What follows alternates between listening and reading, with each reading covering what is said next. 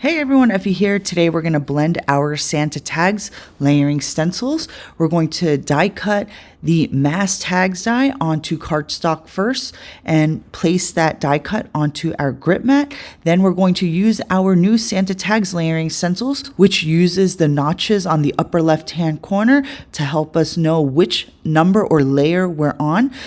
Each stencil has these circle and square cutouts right on the stencil, and you can align those circle and square cutouts that are also cut out on the mass tags die cut. Once you've placed your mass tags die cut and stencil one onto your grip mat, I also used our corner alignment guides, which are patent pending.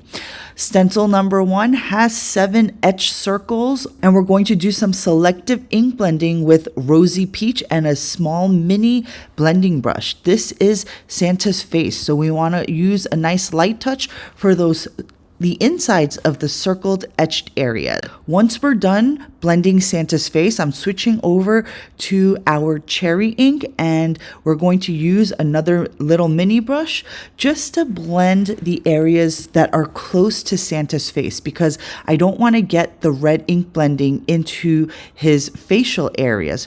Once I finish blending the red areas that are in close proximity to Santa's face, I switch over to our standard size brush, which has a larger brush head size, and I'm going to blend the rest of the stencil with the cherry ink. So when you're doing selective ink blending on one stencil, use smaller sized brushes to avoid any cross-contamination of ink colors. But if you don't have to worry about cross-contamination of ink colors, go ahead and use a larger brush. But it is easier to use different colors using smaller size brushes. So once stencil 1 is done, I took that stencil off and I replaced it with stencil number 2.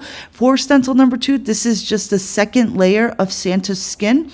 You can use the same ink that you use for Santa's face. I used Rosy Peach, but I actually went in with a lighter pink, and then I switched back over to Rosy Peach. Just use a heavier hand using the same skin tone color that you use on stencil 1, or go ahead and use a light pink.